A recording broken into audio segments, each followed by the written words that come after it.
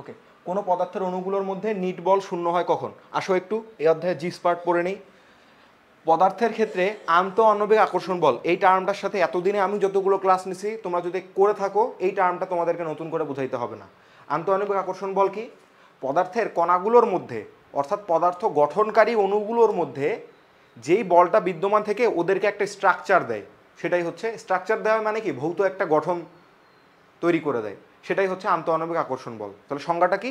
সংজ্ঞা হচ্ছে পদার্থের অণুগুলোর মধ্যে থাকা পারস্পরিক ক্রিয়াশীল বল যার কারণে পদার্থটি একটি ভৌত অবস্থা পায় বা ভৌত গঠন পায়, তাকেই বলা হয় আন্ত আণবিক আকর্ষণ বল। ঠিক আছে, এটা প্রত্যেকটা পরমাণুর মধ্যে থাকবে, সেটা হতে পারে প্রত্যেকটা বস্তুর মধ্যে থাকবে, হতে পারে সেটা কঠিন, তরল, বায়বীয়, প্লাজমা, যে কোনো জায়গায় থাকবে। ঠিক আছে, এবং এটার ক্রমটা কি লিখে রাখি জিনিসটা।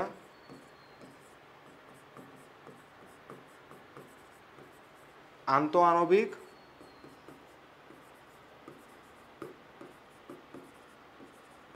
আকর্ষণ বল বলা হয় ইন্টারমলিকুলার অ্যাট্রাকশন ফোর্স। ঠিক আছে, এটার ক্রমটা হচ্ছে সবচেয়ে বেশি থাকে কঠিন পদার্থে, কঠিন পদার্থেরটা অনেক বেশি দৃঢ় হয়, তারপরে তার থেকে একটু কম থাকে তরলে, তার থেকে একটু কম থাকে বায়বীয়তে, সবচেয়ে কম থাকে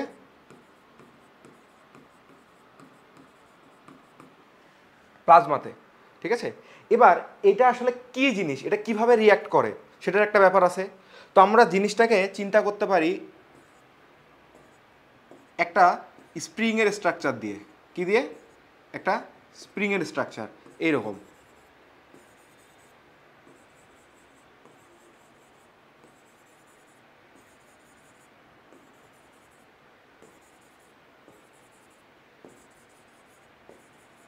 এই টপিকটা আমি এইভাবে শিখছি ইন্ডিয়ান চ্যানেল ফিজিক্সওয়ালার ক্লাস থেকে। ঠিক আছে, তোমাদেরকে এখন অনেক বাংলাদেশি ভাইয়া এই জিনিসটা শেখাবে, তো তারাও অ্যাকচুয়ালি এই কনসেপ্টটার আবিষ্কারক না। এই জিনিসটা আমি যেহেতু ফিজিক্সওয়ালা থেকে শিখছি, আমি আশা করি তারাও হয়তো বা বিদেশি বই পড়ে অথবা ফিজিক্সওয়ালা থেকেই শিখছে।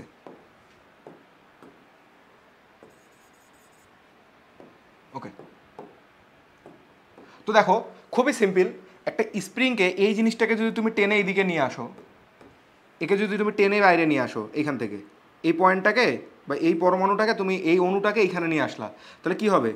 স্প্রিংটা প্রসারিত হবে। স্প্রিংটা প্রসারিত হবে মানে কি, সে এইদিকে এবার একটা বল অনুভব করবে, এইদিকে এবার একটা বল অনুভব করবে, মানে সে তার পূর্বের অবস্থায় ফিরে যাইতে চাইবে। আবার যদি তুমি একে চাপায় দিতা, তুমি এই জিনিসটাকে এইখানে নিয়ে আসতা, তাহলে কি হইতো? এ সংকুচিত হয়ে যাইতো, সংকুচিত হয়ে যাইতো, হয়ে কি হইতো? ও নিজের আগের অবস্থানে আবার ফেরত আসতে যাইতো। এই অবস্থায় তার বলের ডিরেকশনটা এইদিকে হইতো, এই যে সেই দিকে ফিরে আসতে যাচ্ছে। তো এই জিনিসটা কেন হচ্ছে? এই জিনিসটাই হচ্ছে আন্তঃআণবিক আকর্ষণ বলের কারণে। যখন তুমি দূরত্বটা অনেক বেশি বাড়াইতে চাবা তখনও সে স্টেবল থাকবে না, যখন দূরত্ব অনেক কমাই দিবা তখনও সে স্টেবল থাকবে না। ওকে, তাহলে এদের স্টেবিলিটিটা কেমন? স্টেবিলিটিটা একটা নির্দিষ্ট অ্যামাউন্টের জন্যই, নির্দিষ্ট দূরত্বের জন্যই। জিনিসটা দেখাইতে, গ্রাফে দেখাইতে চাইলে এইভাবে দেখাইতে হবে।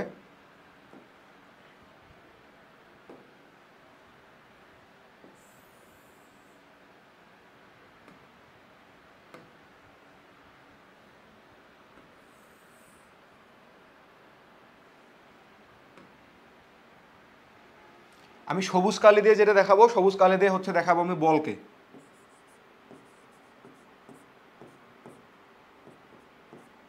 আর হলুদ কালি দিয়ে দেখাবো হচ্ছে অন্তস্থ শক্তিকে।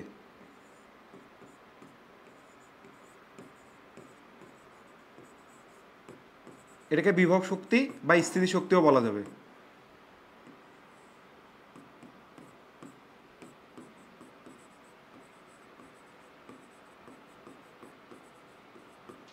তো বললাম কি, এরা যখন একটা নির্দিষ্ট দূরত্বে থাকে তখন এদের মধ্যে ফোর্সটা হয় জিরো।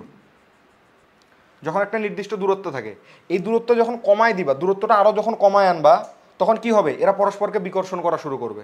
ওকে, আর বিকর্ষণ বলের ক্ষেত্রে আমরা কি জানি? ফর্মুলাটা এরকম না যে এ প্রপোর্শনাল টু 1/r², তার মানে দূরত্বের সাথে সাথে কমতে থাকে, তাই না?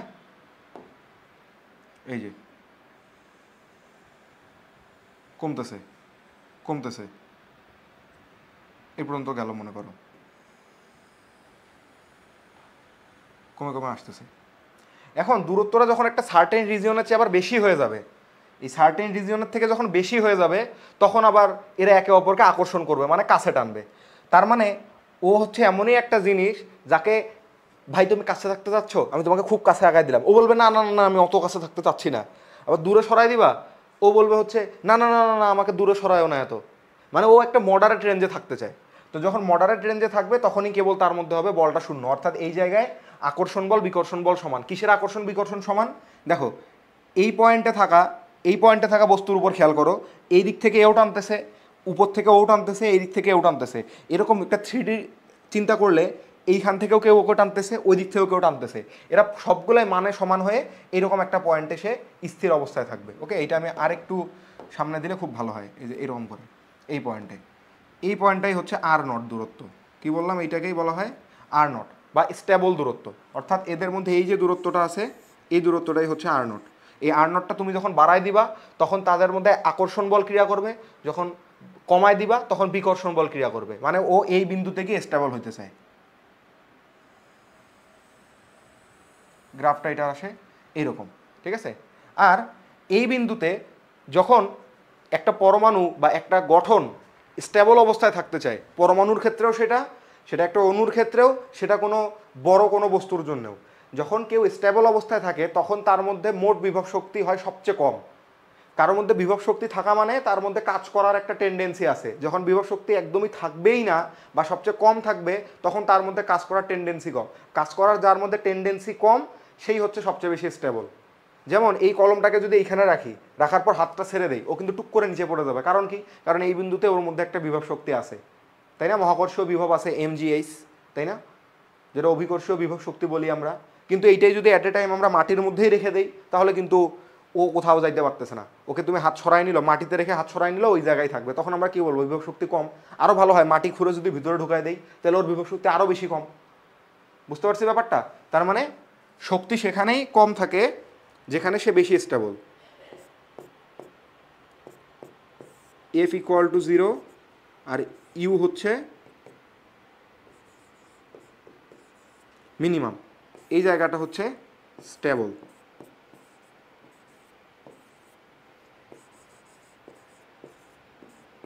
Most stable. ওকে, আর সব কিছু মোস্ট স্টেবল অবস্থায় থাকতে চায় এই জায়গায়। তাহলে যদি সবচেয়ে কম হয় বিভব শক্তিটা তাহলে কেমন আসবে জিনিসটা? এই ডিস্টেন্সে মিনিমাম হবে।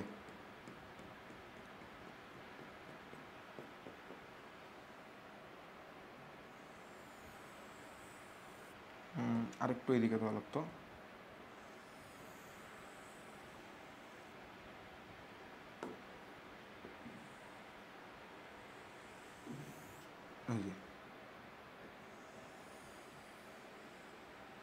এই যে দেখো এইখানে ইউটা হয়েছে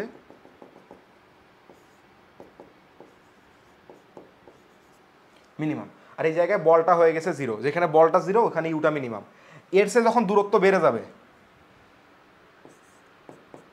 আর ইকুয়াল টু যখন 0, সেই মুহূর্তে গিয়ে F net equal to 0, you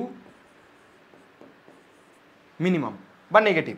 okay, যখন আর লেস দেন হবে, সরি আর ইকুয়াল টু 0 কেন লিখলাম, দুঃখিত, আর ইকুয়াল টু আর নট। যখন আর লেস দেন আর নট অর্থাৎ দূরত্ব কমায় ফেলছো তখন কি হবে? তখন এফ নেট হবে পজিটিভ। পজিটিভ মানেই বিকর্ষণ করে দূরে সরাইতে যাচ্ছে।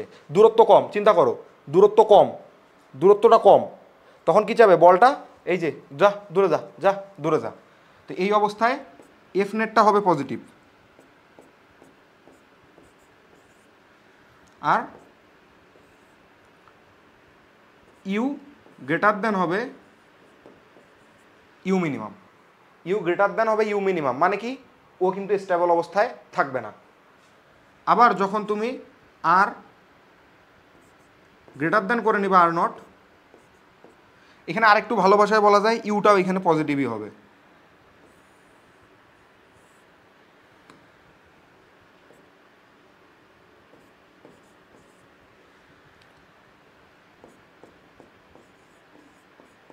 তখন এফ নেটটা হয়ে যাবে নেগেটিভ, তার মানে তখন আকর্ষণ বলটা বেশি থাকবে, ও বলবে আয় আয় আয়, এই জন্যে। আর ইউটা এই ক্ষেত্রেও হয়ে যাবে পজিটিভ। সবসময় পজিটিভ হবে কথাটা বলা যায় না, দেখো নেগেটিভও হইতে পারে, but less than greater than হবে হচ্ছে আমাদের লোয়ার পয়েন্টটা, ঠিক আছে। এই দুই ক্ষেত্রে আমরা ওই জিনিসটা রাখলেই আমার মনে হয় সবচেয়ে বেশি ভালো হয়, যে আমি এখানে বলে দেব গ্রেটার দেন ইউ মিনিমাম, এই জায়গায়ও ইউটা গ্রেটার দেন হবে ইউ মিনিমাম। আশা করি এই জিনিসটা ক্লিয়ার। তাহলে সবচেয়ে স্টেবল কন্ডিশন কোনটা? সবচেয়ে স্টেবল কন্ডিশন এইটাই, এটাই। ওকে, এইখানে বিভব শক্তি সর্বনিম্ন হয় আর নিট বল হয় শূন্য। তাহলে কোথায় নিট বল শূন্য? যখন আর ইকুয়াল টু আর নট। আশা করি সবাই ক্লিয়ার। আরেকটা কথা না বললেই নয়, এই জায়গায় যেহেতু প্রত্যেকটা কথা পয়েন্টে একটা জিনিস মনে রাখবা, যখনই বিভব শক্তি হয় সর্বনিম্ন তখনই কেবল স্টেবল অবস্থায় থাকে। নেগেটিভ হইলেই যে স্টেবল অবস্থায় থাকবে ব্যাপারটা এরকম না। যেমন তুমি এখানে এই রিজিয়নের পরের টুকুতে যাও যেখানে আর গ্রেটার দেন জিরো, দেখো এই রিজিয়নটাতেই কিন্তু আর গ্রেটার দেন জিরো, তাই না? এই যে এই রিজিয়নটাতে আর গ্রেটার দেন আর নট, তাই না? আর গ্রেটার দেন যদি আর নট হয়, তাহলে এই রিজিয়নের জন্য চিন্তা করো, এখানে কিন্তু ইউটা নেগেটিভ, ইউ নেগেটিভ কিন্তু। এখন ইউ নেগেটিভ থাকা মানেই কি ও স্টেবল অবস্থায় আছে? না, ও হয়তো এইখানকার থেকে একটু বেশি স্টেবল, কিন্তু পুরোপুরি কি স্টেবল না, পুরোপুরি স্টেবল কিন্তু কেবল এই পয়েন্টেই, ঠিক আছে। আবার চিন্তা করে দেখো এই পয়েন্টগুলোতে যখন আর less than r naught, r less than যখন আর নট বা আর জিরো, তখন কিন্তু তার ইউ এর পজিটিভ মানও পাওয়া যাবে, ইউ এর নেগেটিভ মানও পাওয়া যাবে, তাই না? কিন্তু স্টেবিলিটির ফ্যাক্টরটা কি? যেখানে সবচেয়ে কম থাকবে, কোথায় সবচেয়ে কম? মাইনাসেই সবচেয়ে কম, এই পয়েন্টেই সবচেয়ে কম। কিন্তু সব মাইনাসে সবচেয়ে কম কথাটা বলা যাবে না যে মাইনাস আসলে স্টেবল। তাহলে এইখানে U greater than E minimum বললাম না এফ, এইটার জন্যে এইখানে ইউ জিনিসটা পজিটিভও হতে পারে, ইউটা নেগেটিভও হতে পারে। ওকে, আর এইখানে এই জিনিসটাতে ইউটা নেগেটিভই হবে। ক্লিয়ার আশা করি। এরপরে আসো, আচ্ছা আগেরটা আনসার দাগাইছি, দাগাইনি। তাহলে নিট বল শূন্য হয় আর ইকুয়াল টু আর নটে। কোনো পদার্থের অণুগুলির মধ্যে নিট বল শূন্য হয় যখন আর ইকুয়াল টু আর নট। কখনো কখনো তোমাকে বলের একটা ডায়াগ্রাম আঁকতে দিতে পারে, তো সেই ক্ষেত্রে ডায়াগ্রামটা তোমরা আমি আরেকবার এঁকে দিচ্ছি।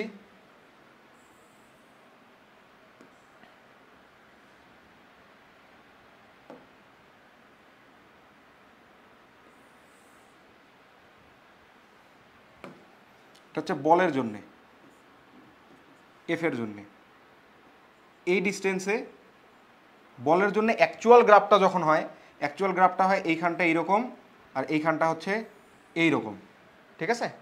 তারপর দুইটা এক্সাগ্রেট করে আমরা একটা ফাইনাল গ্রাফ আঁকতে পারি, সেটা হচ্ছে এই বিন্দুতে এসে যখন জিরো, মানে দুইটার যোগফলটা এই যে, এটা আমার আর বেশি কাছে হয়ে যাচ্ছে বারবার, সরি দূরে হয়ে যাচ্ছে, একটু কাছে দেওয়া লাগে।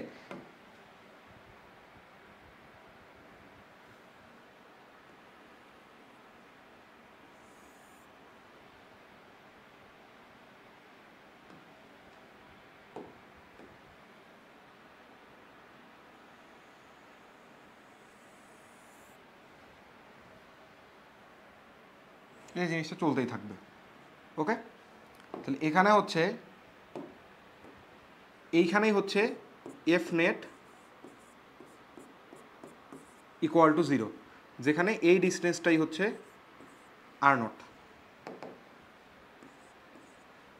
আর এইটা হচ্ছে যে কোনো ডিস্টেন্স আর।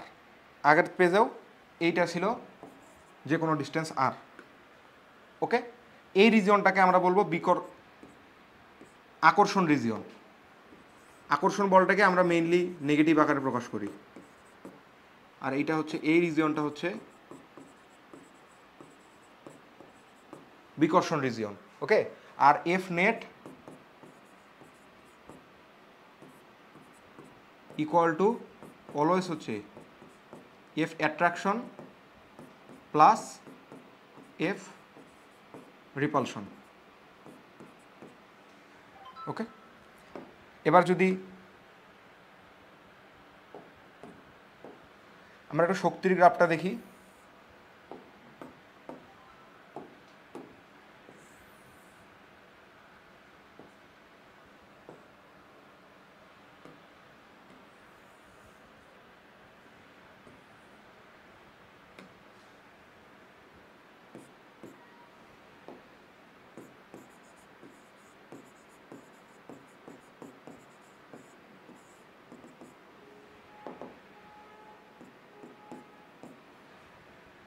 তাহলে এইখানে এসে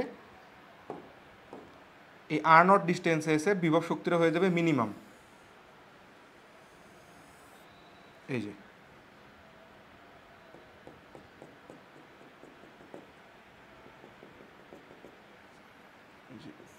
ইউ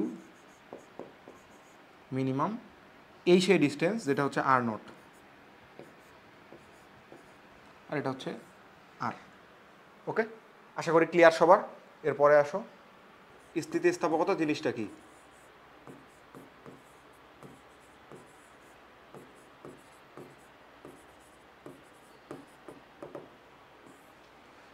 স্থিতিস্থাপকতা, স্থিতি মানে কি স্থির অবস্থায় থাকা, স্থাপকতা মানে স্থাপন করার ধর্ম, ঠিক আছে। তার মানে স্থিতিস্থাপকতা নির্দেশ করে নিজের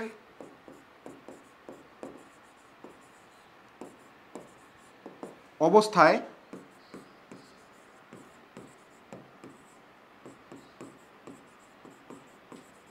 ফিরে আসার প্রবণতা।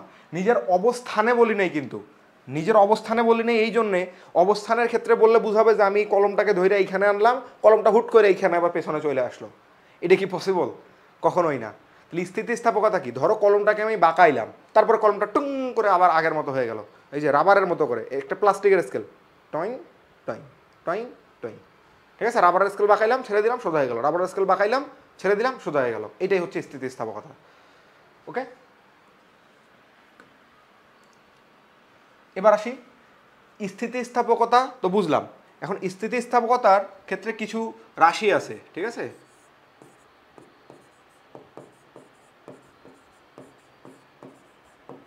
প্রয়োজনীয় রাশি বললে ভুল হবে, প্রয়োজনীয় সংজ্ঞা বলা যায়। ক নম্বরে আসতে পারে?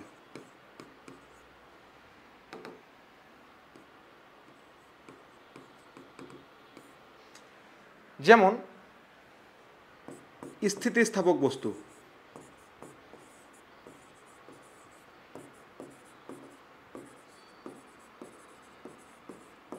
বস্তু বা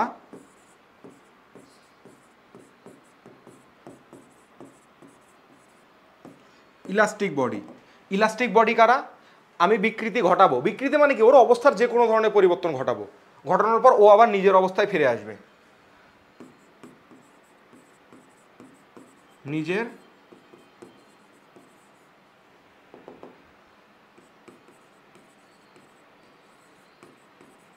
অবস্থায় ফিরে আসবে। যেমন একটা লোহার তার,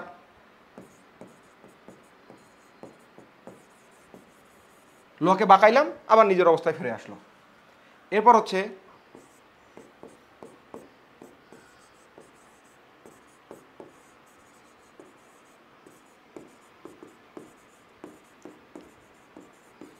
অস্থিতিস্থাপক বস্তু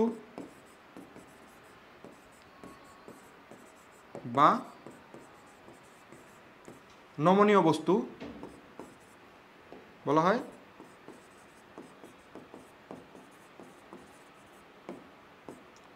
প্লাস্টিক বডি, এই জিনিসটা কি, নিজের অবস্থায় পরিপূর্ণভাবে ফিরতে পারবে না,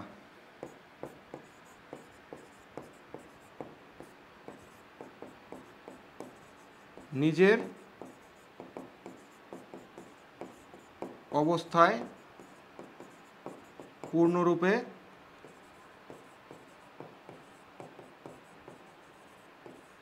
ফিরে আসতে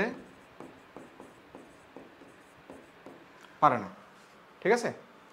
এরপরে হচ্ছে পূর্ণ স্থিতিস্থাপক বস্তু,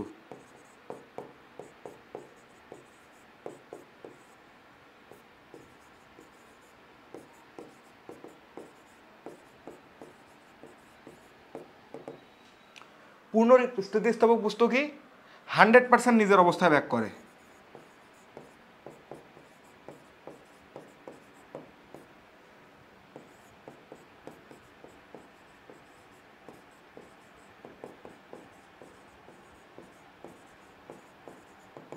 মানে সম্পূর্ণরূপে,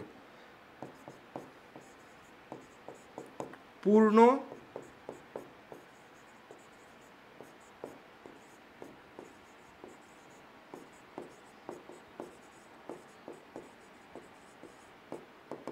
অস্থিত বস্তু কি হচ্ছে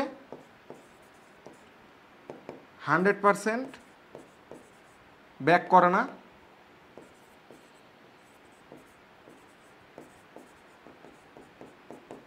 ব্যাক করে না, নিজের বিকৃত অবস্থা ধরে রাখে।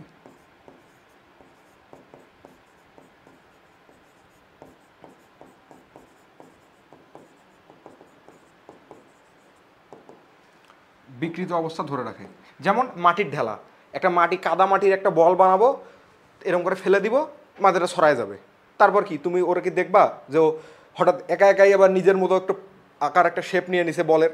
পারবে না। অথচ রাবারের বলকে এরকম করে ফেলবা মাটিতে, ও প্রথমে একটু চিপকে যাবে, তারপর আবার বড় হয়ে যাবে, ঠিক না? কিন্তু মাটির ঢেলাটা ফেলে দিলে ওই রকম করে একটা দিক তার টুবড়ায় যাবে, ঠিক আছে?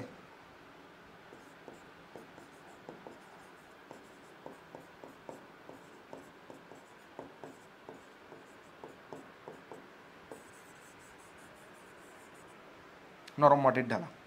তারপর হচ্ছে পূর্ণ দৃঢ় বস্তু।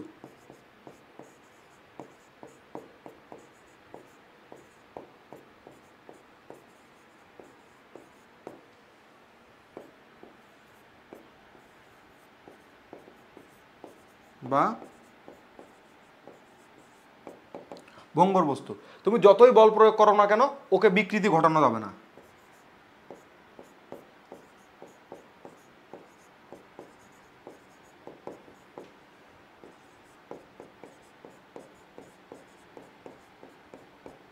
বেশি কাহিনী করতে গেলে ভেঙে যাবে।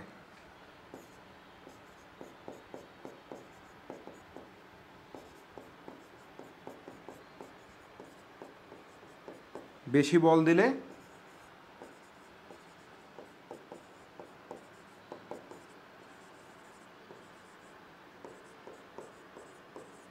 এক সময় ভেঙে যাবে। তোমরা ইসাক স্যারের বইয়ে এই পার্টটা আরেকবার একটু রিডিং করে নেবে, মাত্র 5 থেকে 6 লাইন।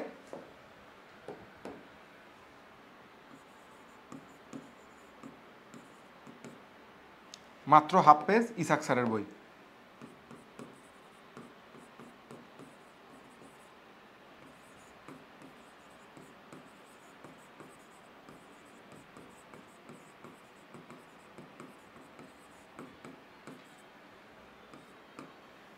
ঠিক আছে, মাত্র হাফ পেজ পড়ে নেবে ইসাক স্যারের বই থেকে, ঠিক আছে? আর স্থিতিস্থাপক ধর্ম বিভিন্ন দিকে। স্থিতিস্থাপক ধর্ম বিভিন্ন দিকে মানে কি? মানে আমি এই দিক থেকে টানলে ওই দিক থেকেও ফিরে যাবে, ওই দিক থেকে টানলে ওই দিক থেকেও নিজের অবস্থানে ফিরে আসবে। এইটাই হচ্ছে অসম দিকধর্মী বস্তু, মানে সব দিকেই আছে। ওকে, আশা করি ক্লিয়ার। এটা এই স্লাইডটা কি রাখবো না চেঞ্জ করে দিব, এইটাই ভাবতেছি আমি। আসলে সংজ্ঞা তো এখান থেকেও তোমরা পড়ে নিতে পারো, মানে এগুলা জাস্ট বুঝার মতো করে লিখছি, একবারে বইয়ের মতো না। বইয়ের মতো করতে তোমরা ইসাক স্যারের বইয়ের হাফ পেজ পড়ে নিবা এই টপিকটা থেকে। আমরা স্থিতিস্থাপকতা জিনিসটা নিয়ে পড়তে যাই, সেটা হচ্ছে পীড়ন।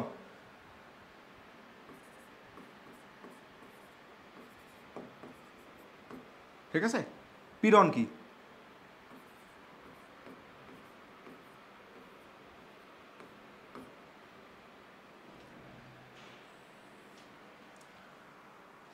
আমরা বস্তুর উপর যদি বিকৃতিকারী বাহ্যিক বল প্রয়োগ করি, তাহলে বস্তুর স্থিতিস্থাপকতা ধর্মের কারণে আমার প্রযুক্ত বলের বিপরীতে ও নিজের মধ্যে একটা বল উদ্ভূত করবে, তৈরি করবে নিজের মধ্যেই। সবসময় থাকবে না, আমি বাইরে থেকে ওকে বিকৃত করার জন্য প্রয়োগ করলেই কেবল নিজের মধ্যে সৃষ্টি করবে। সেটাকে আমরা বলি প্রত্যয়নী বল। কি বললাম? প্রত্যয়নী বল। প্রত্যয়নী বল কাকে বলে? কোনো বস্তুর অবস্থার পরিবর্তন ঘটানোর জন্যে বল প্রয়োগ করা হলে বা বাহ্যিক বল প্রয়োগ করা হলে সেটি নিজের অবস্থা পুনরুদ্ধার করার জন্যে কিংবা নিজের অবস্থায় স্থির থাকার জন্যে নিজের মধ্যে যে বল উদ্ভূত করে অথবা বলতে পারি বাহ্যিক বলের বিপরীতে নিজের মধ্যে যে বলটা উদ্ভূত করে সেটাকে বলা হয় প্রত্যয়নী বল। ঠিক আছে, আর একক ক্ষেত্রফলে উদ্ভূত প্রত্যয়নী বলটা হচ্ছে পীড়ন। ঠিক আছে, তাহলে আমরা এইভাবে বলতে পারি, মনে করো আমরা এই জায়গায় একটা দৃঢ় জায়গায় আটকায় একটা তার নিলাম, তার থেকে আমরা এই দিকে প্রয়োগ করতেছি এফ এক্সটার্নাল ফোর্স, ওকে টেনে লম্বা করার জন্য একটা বাহ্যিক বল প্রয়োগ করতেছি। ঠিক আছে, তাহলে কি হবে, এই অবস্থার ট্যাকেল দেওয়ার জন্যে সে নিজের মধ্যে ভেতরের দিকে একটা বল তৈরি করবে, এটাকে আমরা বলি এফ আর। এফ আরটাই হচ্ছে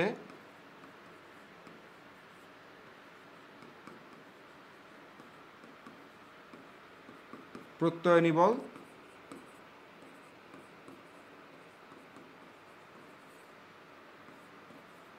বা রিস্টোরিং ফোর্স। আর একক আয়তনে একক ক্ষেত্রফলে উদ্ভূত প্রত্যয়নী বলটাই হচ্ছে পীড়ন।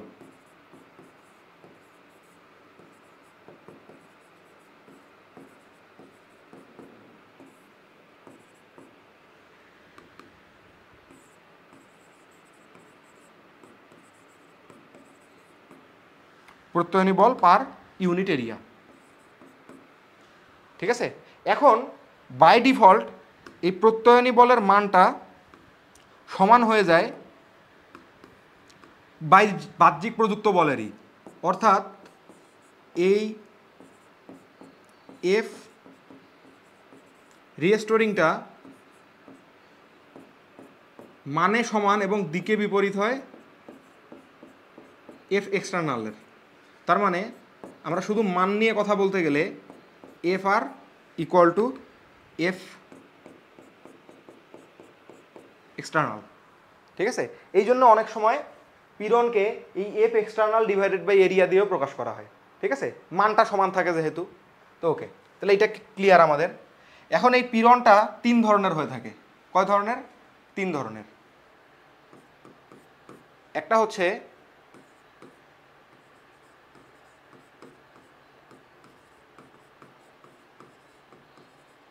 দৈর্ঘ্য পীড়ন, ঠিক আছে, বা লঙ্গিটিউডিনাল স্ট্রেস। ঠিক আছে, দৈর্ঘ্য পীড়নটা কি? দৈর্ঘ্য পীড়নটা হচ্ছে এই যে যেটা মাত্র দেখায় আসলাম এইটাই।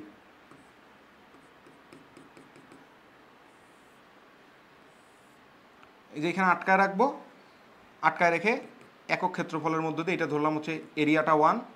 আমি এই জায়গায় এফ বল প্রয়োগ করতেছি, যার কারণে এর ভেতরের দিকে এফ আর সৃষ্টি হয়ে গেছে। ঠিক আছে, তাহলে আমরা এই জায়গায় পীড়ন ইকুয়াল টু বলবো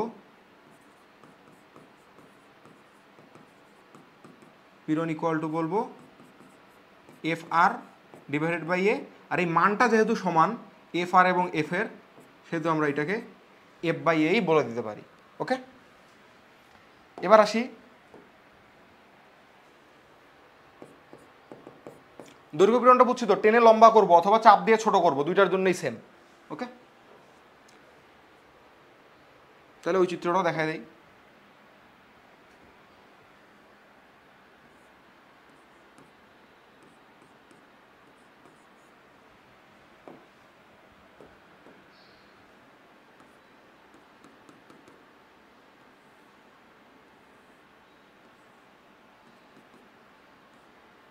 আমি এবার বল প্রয়োগ করতেছি ভেতরের দিকে, এরিয়াটা আমাদের এই আছে। হ্যাঁ, এবং এবার রিস্টোরিং ফোর্সটা কাজ করবে বাইরের দিকে। যেহেতু আমি চাপাইতে যাচ্ছি, ওর কাজ হচ্ছে আমাকে বিরোধিতা করা।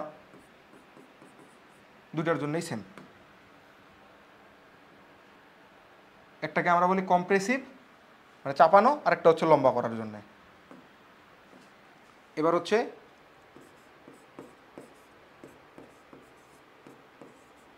ক্রিন্তন পীড়ন বা ব্যাবর্তন পীড়ন বা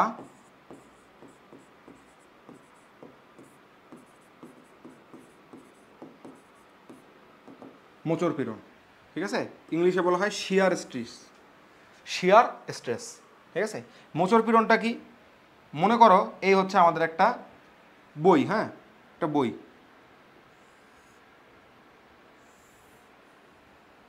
সাইড ভিউ দেখতেছো, হ্যাঁ,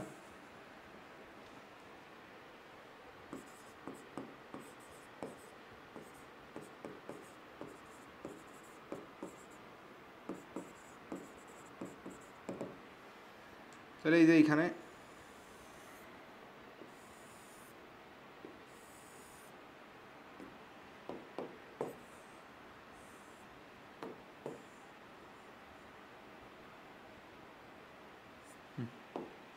ওকে, এবার তুমি যদি এইখান থেকে একটা বল প্রয়োগ করো এদিক দিয়ে কোনোভাবে এফ বল প্রয়োগ করছো, ঠিক আছে? তাহলে কি হবে? এই জিনিসটা এদিকে মুচড়ে যাবে না?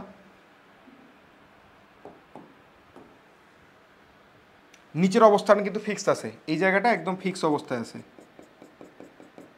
যে টেবিলের মধ্যে মনে করে রাখা আছে বইটা, তাহলে নিচেরটুকু ফিক্স থাকবে, থেকে উপরেরটা এরকম বেঁকে যাবে।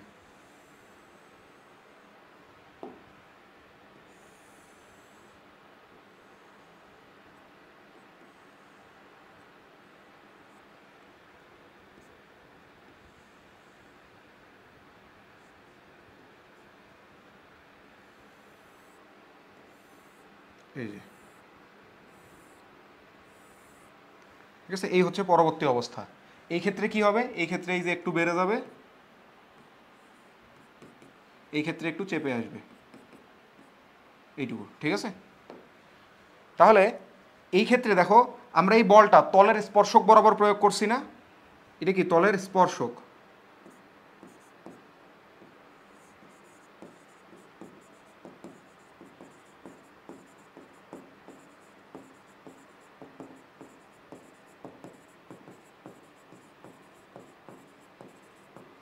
তলের স্পর্শক বরাবর প্রযুক্ত বল, যার কারণে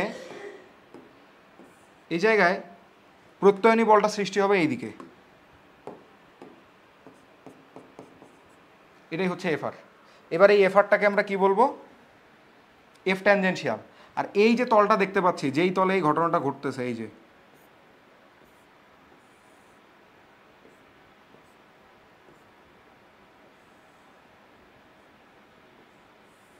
এই যে এই তলটাকেই তুমি এদিকে মুচড়াই দিছো, যার কারণে পরবর্তী সিচুয়েশনটা এরকম হয়ে গেছে।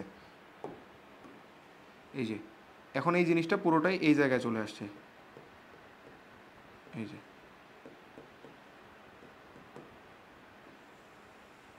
নিচের পার্ট কিন্তু ঠিক থাকবে, শুধু উপরের পার্টটুকু এই জায়গায় সরে চলে আসছে। এই যে নিচের পার্ট ঠিক রেখে উপরের পার্টটা এই জায়গায় সরে চলে আসলো। বুঝতে পারছো জিনিসটা? ইমাজিন করতে পারছো? এই জায়গাটা ঠিক আছে, এই জায়গাটা ঠিক থেকে বইটা উপর থেকে এই সাইড থেকে সরে আসছে, এইটুকু ইমাজিন করা যায় কি? করতে হবে, কিচ্ছু করার নাই। তাহলে এইখানকার যে এরিয়াটা আছে,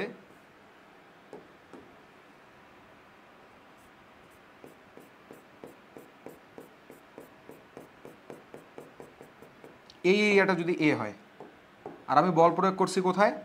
বল প্রয়োগ করছি এই দিক থেকে, বল প্রয়োগ করছি এই দিক থেকে, এই যে এই দিক থেকে, এটা ছিল এফ বল, যার কারণে প্রত্যয়নী বলটা এই যে এই এরিয়াটাই হচ্ছে এ। আশা করি বুঝতে পারবা, ঠিক আছে? তাহলে এইখানে আমরা পীড়ন ইকুয়াল টু বলবো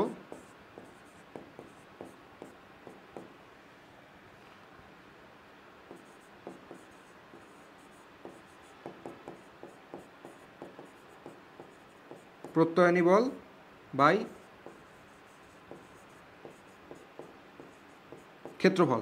আর প্রত্যয়নী বলটা কি এবার স্পর্শকীয় বল না, কারণ স্পর্শক বরাবর বল প্রযুক্ত হচ্ছে, তো এটাকে বলবো হচ্ছে স্পর্শকীয় বল।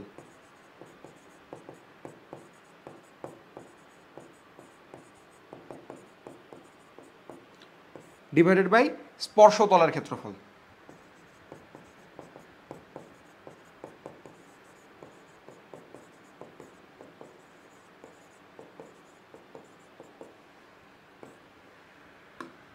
আর এই মানটা কার সমান হবে? ওই যে সেই এফ বাই এ।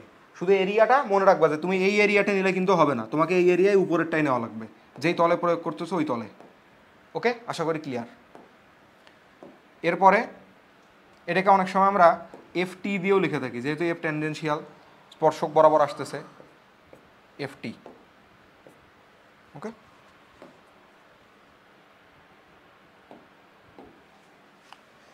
এবার হচ্ছে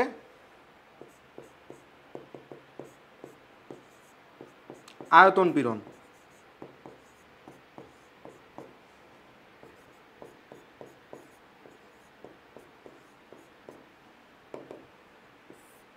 আয়তন পীড়নটা কি?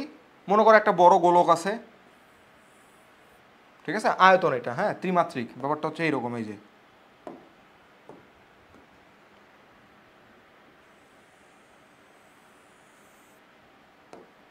সার্কেলই তো আসে সুন্দর, এত কষ্ট কেন করবো?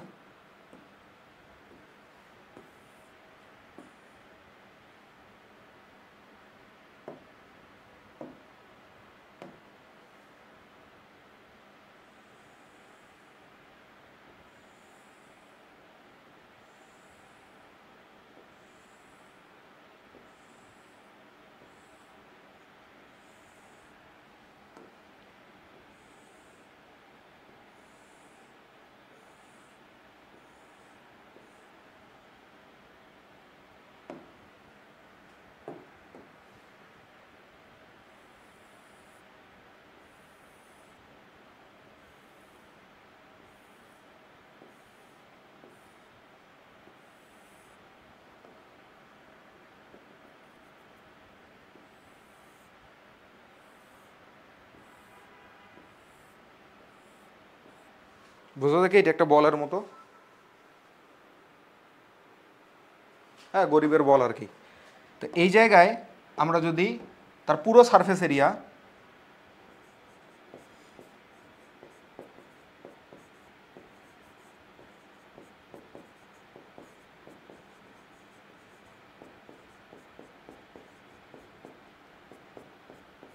সমগ্র তলের এরিয়া কাউন্ট করি, আর সেই জায়গায় লম্বভাবে যে বলটা প্রযুক্ত হচ্ছে এফ বলের কথা বলি, তাহলে রিস্টোরিং ফোর্সটা কোন দিকে থাকবে? তল বরাবর লম্বভাবে বাইরের দিকেই। তাহলে এই জায়গায় আমরা পীড়ন ইকুয়াল টু বলবো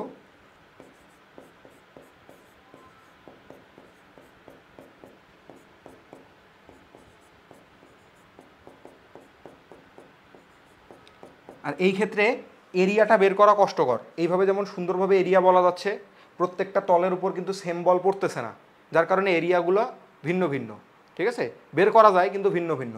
আর এই ক্ষেত্রে যেই দিক দিয়ে বল প্রয়োগ করো না কেন, সারফেসটা কিন্তু সেম থাকতেছে, তাই না? প্রত্যেকটা সারফেসই সেম।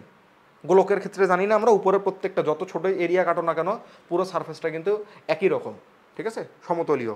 ওকে, সমতলীয় বলতে সমতল না, সম মানে সুষমভাবে তলটা আছে, এটা বুঝাইতেছি। ওকে, তাহলে পীড়নটাকে আমরা ডিরেক্ট এখানে চাপ বলে দিতে পারবো। এই জিনিসটা মেইনলি ইউজ করা হয় প্রবাহী পদার্থের জন্য, মেইনলি ইউজ করা হয় প্রবাহী পদার্থে।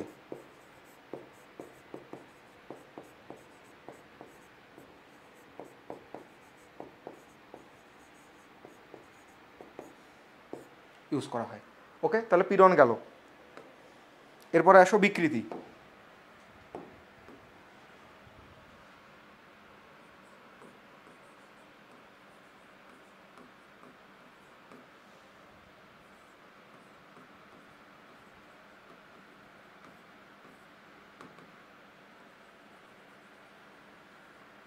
বিকৃতি কি?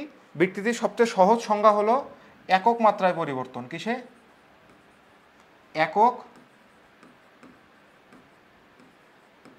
মাত্রায়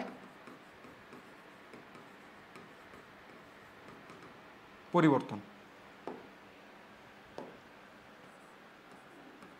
সর্বপ্রথম আসি দৈর্ঘ্য বিকৃতি নিয়ে।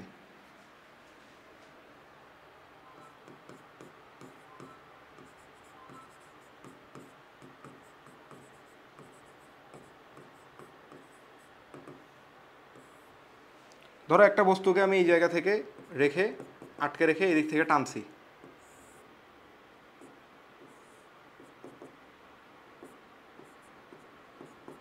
এফ বল প্রয়োগ করে। দ্যাটস ওয়াই কি হয়েছে এটা, পরবর্তীতে এইটুকু দৈর্ঘ্য হয়ে গেছে তার। ঠিক আছে, প্রথমটাকে আমরা বলতেছি L1 ইকুয়াল টু এল, পরেরটাকে বলতেছি L2। ঠিক আছে, তাহলে তার বৃদ্ধি কতটুকু হয়েছে, এখান থেকে ডেল এল পরিমাণ, তাই না? তাহলে আমরা ডেল এল ইকুয়াল টু কি বলতে পারি, L2 মাইনাস L1। ঠিক তো? তাহলে দেখো একক মাত্রায় পরিবর্তন বলতেছিলাম, তাহলে আদি দৈর্ঘ্য যখন এল, তাহলে এল দৈর্ঘ্যে বৃদ্ধি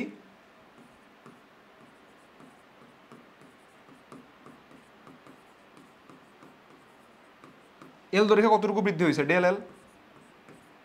তাহলে অতএব একক দৈর্ঘ্যে বৃদ্ধি কত হয়েছে, ডেল এল বাই এল। আর একক দৈর্ঘ্যে বা একক মাত্রায় পরিবর্তন, একক মাত্রা মানে ক্ষেত্রফল হলে একক ক্ষেত্রফল, আয়তন হলে একক আয়তন, দৈর্ঘ্য হলে একক দৈর্ঘ্য, এটাই হচ্ছে আমাদের বিকৃতি।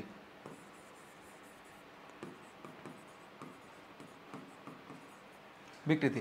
আর এখন থেকে এই যে ডেল জিনিসগুলাকে আমি ছোট হাতের এল দিয়ে লিখবো, কি দিয়ে, ছোট হাতের এল দিয়ে। তাহলে অতএব বিকৃতিটাকে কিভাবে প্রকাশ করা যাবে, এল বাই এল। ঠিক আছে, এল বাই এল। এবার আসি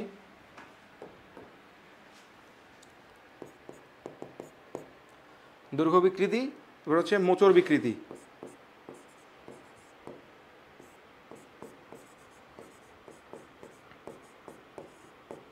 এটার অন্য নামগুলো কি কি ছিল বলতো, ব্যাবর্তন বা কৃন্তন। তাহলে দেখো এবার আর আমি ওই বইয়ের তো ভিজুয়ালাইজেশনটা হয়ে গেছে, জাস্ট এইভাবে চিন্তা করো।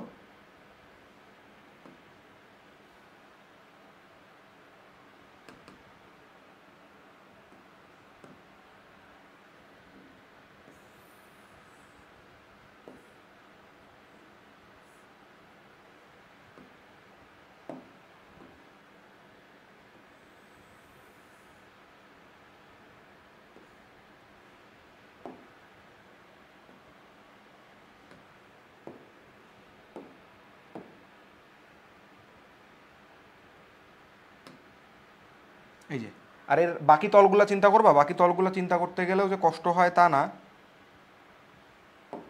আমার দেখাইতে একটু সমস্যা হবে এই আর কি। আমার দ্বিমাত্রিক জায়গায় ত্রিমাত্রিক জিনিস এর মতো কষ্টকর জিনিস খুবই কমই হয় দুনিয়ায়।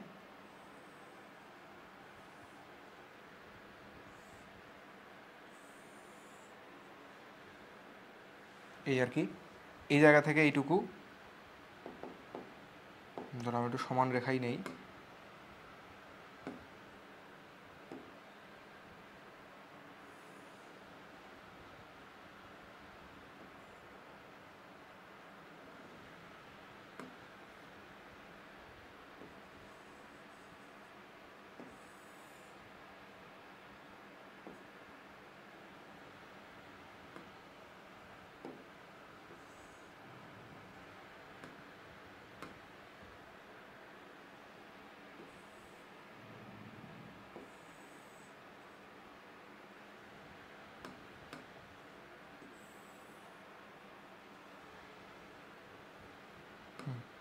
হয়েছে, এটা এখন বেড়ে গিয়ে কেমন হয়েছে, বেড়ে গিয়ে হয়ে গেছে, মানে সাইডে সরে আসছে, বেড়ে যায় নাই। এই যে এইটা,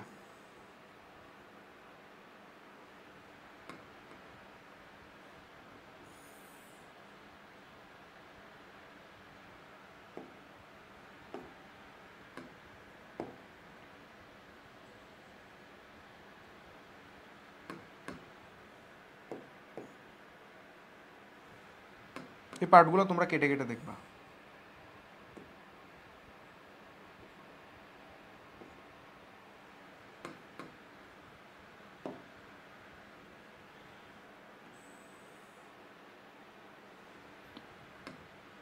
এই যে দেখো আমি বল প্রয়োগ করছি কোথায়, বল প্রয়োগ করছি এই তলে, এই যে এই তল বরাবর বল প্রয়োগ করছিলাম, এফ।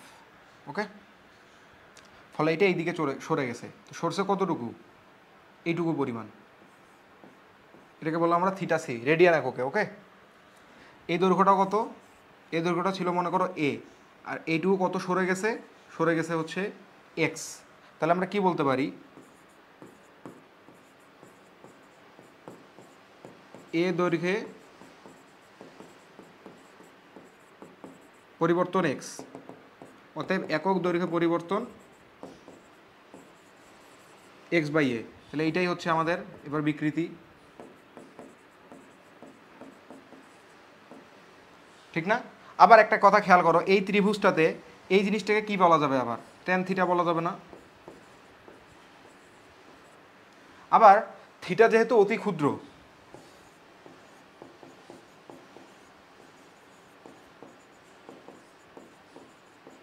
অতি ক্ষুদ্র বলে থিটা সি ইকুইভ্যালেন্ট টু হবে ট্যান থিটা। তাই এইটার জন্য বিকৃতির রাশিমালা তিনটা, এটাও বিকৃতি, আবার শুধু থিটা সি যদি বলি এটা হচ্ছে বিকৃতি, অবশ্যই রেডিয়ানে।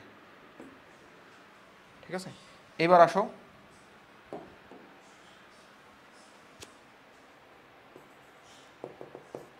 আয়তন বিকৃতি।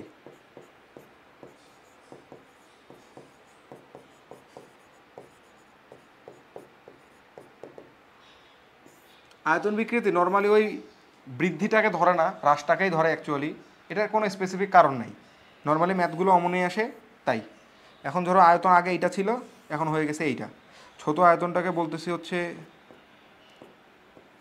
V2, এটাকে বললাম V1। তাহলে অতএব ডেল ভি ইকুয়াল টু কত?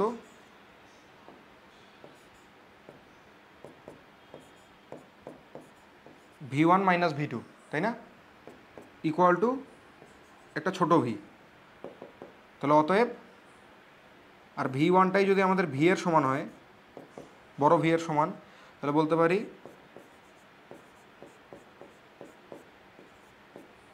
বিকৃতি ইকুয়াল টু যে ছোট ভি ডিভাইডেড বাই বড় ভি। ওকে, অনেক সময় এটাকে এরকমভাবেও বলা হয় minus del V divided by V. Minus del V কেন? কারণ ডেল ভি অ্যাকচুয়ালি নির্দেশ করে V2 মাইনাস V1, বাট যেহেতু V2 হয়ে গেছে লেস দেন V1, তো অতএব ডেল ভি কি আসবে? নেগেটিভ।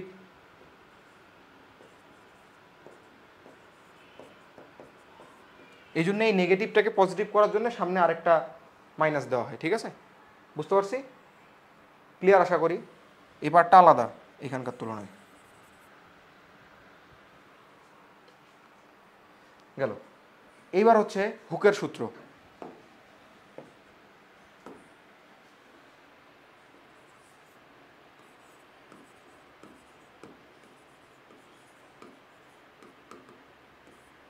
হুকের সূত্র কি? এই ওয়ার্ডটা অনেকেই মিস করে, স্থিতিস্থাপক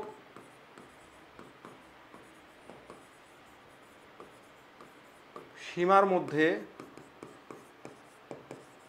পীড়ন বিকৃতির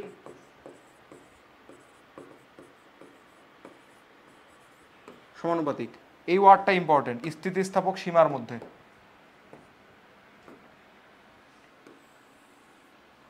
ঠিক আছে, স্থিতিস্থাপক সীমার মধ্যে। ওকে,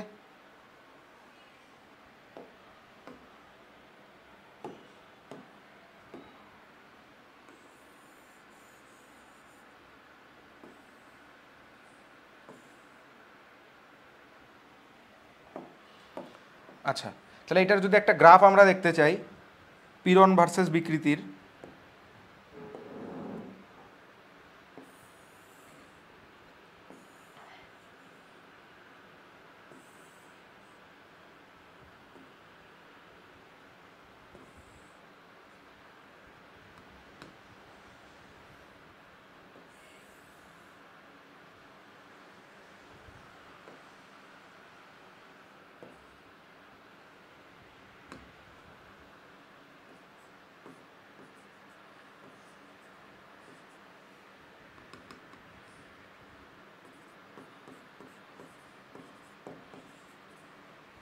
আর এই বরাবর রাখতেছি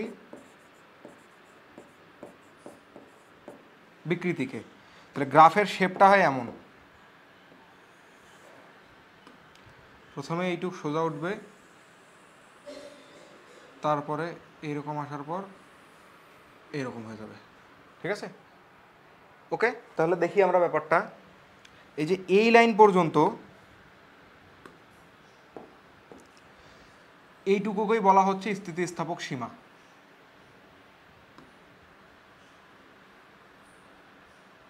যতটুকু পর্যন্ত ঢালটা সেম আছে।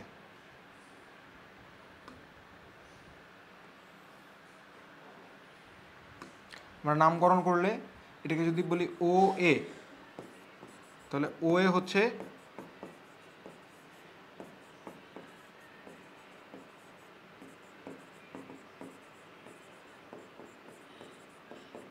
স্থিতিস্থাপক সীমা।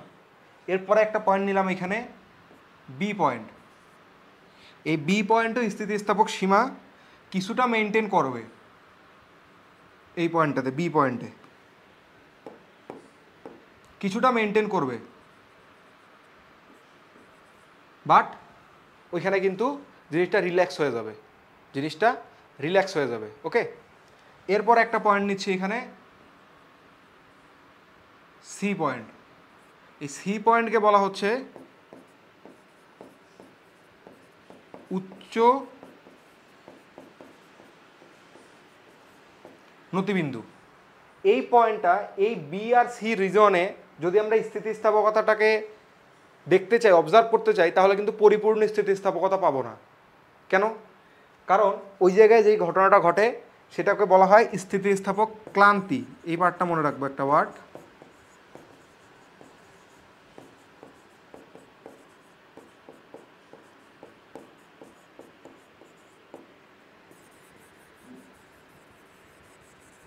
মানে আমি এইটুক পার্টের জন্য খেয়াল করো, আমি যখন পীড়নটা বাড়াবো তখন বিকৃতি বাড়বে এবং গ্রাফটা ঊর্ধ্বগামী হবে।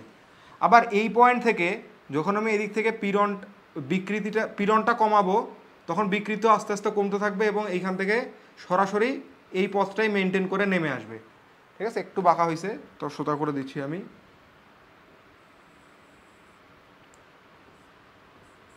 এই যে এই পথ মেনটেন করে ফিরে আসবে, কিন্তু এইখান থেকে যখন আমি নামাইতে যাবো তখন আর ওই পথ ফিরে আসবে না, তখন দেখা যাবে সে এইরকম একটা পথ নিছে। ওকে, আর ওই জিনিসটাকে বলি সি পয়েন্ট বা তার পরবর্তী পয়েন্টগুলো, বি থেকেই অ্যাকচুয়ালি বি সি এগুলা পয়েন্টের জন্য কি হবে, ওই পয়েন্টগুলোতে তখন একটা সুনির্দিষ্ট গ্যাপ চলে আসবে, আর পরিপূর্ণ অবস্থায় নিজের জন্য ফিরে আসতে পারবে না। এখানে কি পীড়ন একদম জিরো করে দিলে কি হওয়া উচিত, বিকৃতিও জিরো, বাট এই পয়েন্টগুলোর জন্য তখন আর বিকৃতি জিরো হবে না, বিকৃতি কিছু একটা স্থায়ী বিকৃতি থাকবে। তাহলে এইখানে কি বলা হবে, এই স্থিতিস্থাপক ক্লান্তির জন্য একটা স্থায়ী বিকৃতি দেখা যায়।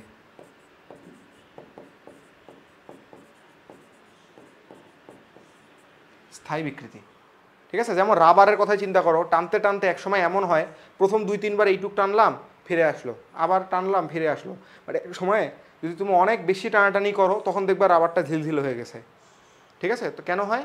কারণ তার সে স্থিতিস্থাপক ক্লান্তি ওই রিজিয়নে চলে যায়, যার কারণে তার পরিপূর্ণ যে স্থিতিস্থাপকতা ধর্মটা, অর্থাৎ পীড়ন না থাকলে বিকৃতি থাকবে না, ওই জিনিসটা হয় না। একটা স্থায়ী পীড়ন, তার মধ্যে একটা স্থায়ী বিকৃতি অ্যাকচুয়ালি সৃষ্টি হয়ে যায়। ওকে, দেখি রেকর্ড ঠিকঠাক মতো হচ্ছে কিনা। ওকে, আর এগুলাকে বলা হয় হচ্ছে ব্রেকডাউন রিজিয়ন। ঠিক আছে, এই বরাবর যে পীড়নটা হয় সেটা হচ্ছে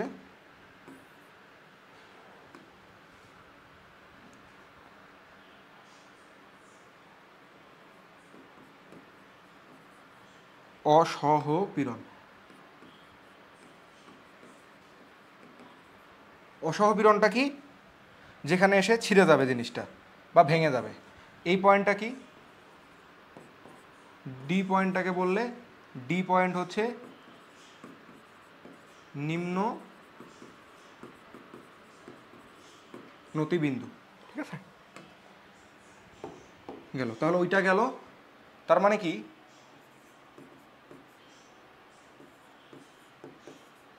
পীড়ন প্রপোর্শনাল টু বিকৃতি। ওকে, পীড়ন প্রপোর্শনাল টু বিকৃতি হলে আমরা বলতে পারি পীড়ন ইকুয়াল টু যে কোনো ধ্রুবক ইন্টু বিকৃতি। তাহলে এই জিনিসটাই আমরা তিনটা ক্ষেত্রে ইউজ করব। একবার হচ্ছে দৈর্ঘ্যের জন্যে,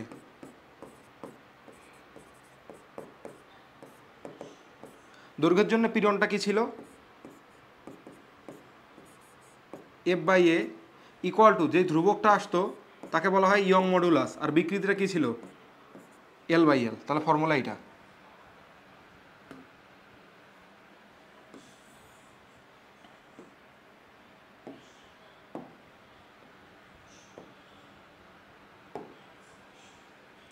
এখানে ওয়াইটা কি,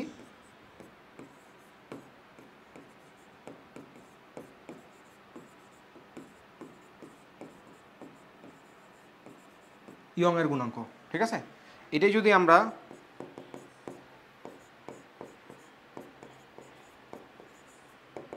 ক্রিন্তনের জন্য ইউজ করি তখন কি আসবে,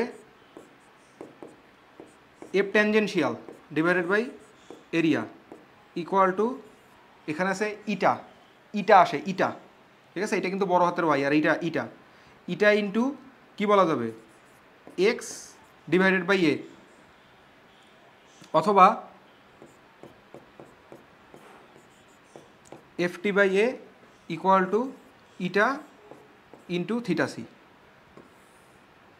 পড়ছি তো এটা, যে কেন ইটা বললাম, কেন থিটা সি বললাম। ঠিক আছে, যেখানে ইটা হলো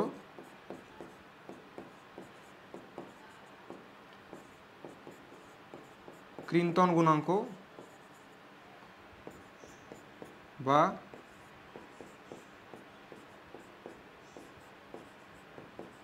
আকার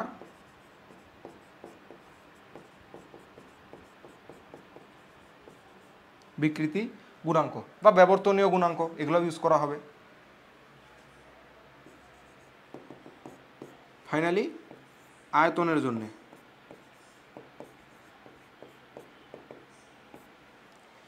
আয়তনের জন্যেই সরাসরি দেখছিলাম প্রেসার দিয়ে প্রকাশ করা হচ্ছিল, প্রপোর্শনাল টু না, একবারে ইকুয়াল টু দিচ্ছি। এখানে বলা হয় B into V by V. ঠিক আছে, বি হলো বাল্ক মডুলাস বা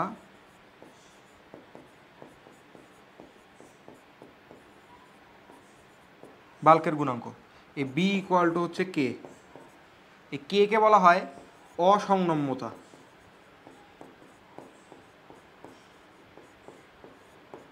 আরেকটা টার্ম আছে সি, সি হচ্ছে সংনম্যতা ইকুয়াল টু 1/b। তখন ফর্মুলাটা এরকম আসে, P equal to 1/c into v/v।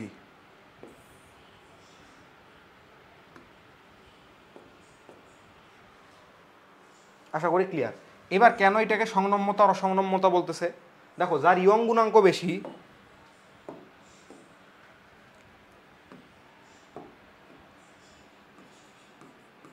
যার ইয়ং বা যে কোনো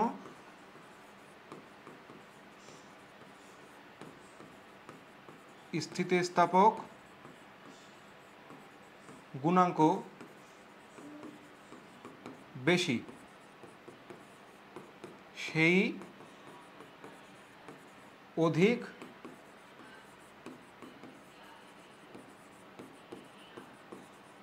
স্থিতিস্থাপক বস্তু। যে অধিক স্থিতিস্থাপক বস্তু তাকে বিকৃত করার চেষ্টা করাটাও কঠিন। কি বললাম, যে বেশি স্থিতিস্থাপক বস্তু তাকে আমি চেঞ্জ করতেও কষ্ট অনুভব করব। তার মানে কি, ইয়ং মডুলাসটা কি বোঝাচ্ছে, পরিবর্তন হতে না দেওয়ার একটা প্রচেষ্টা, পরিবর্তন হতে না দেওয়ার একটা প্রচেষ্টা। কি বললাম আবার খেয়াল করো, স্থিতিস্থাপক গুণাঙ্ক বা ইয়ং গুণাঙ্ক বলো বা বাল্ক গুণাঙ্ক যেটাই বলো না কেন, এরা কি, যার ইয়ং গুণাঙ্ক বেশি তাকে পরিবর্তন করা আমাদের জন্য কষ্টকর। যেমন আমরা যদি বলি পূর্ণ দৃঢ় বস্তুর ওয়াই এর মান কত, সেটা হচ্ছে ইনফাইনাইট, মানে পূর্ণ দৃঢ় বস্তুকে আমরা আসলে বাঁকাইতেই পারবো না, দ্যাটস ওয়াই তার মান হচ্ছে ইনফাইনাইট। কেন ইনফাইনাইট চিন্তা করো, এখানে পীড়ন বাই বিকৃতি, এই যে গুণাঙ্ক, গুণাঙ্ক ইকুয়াল টু কি জিনিস,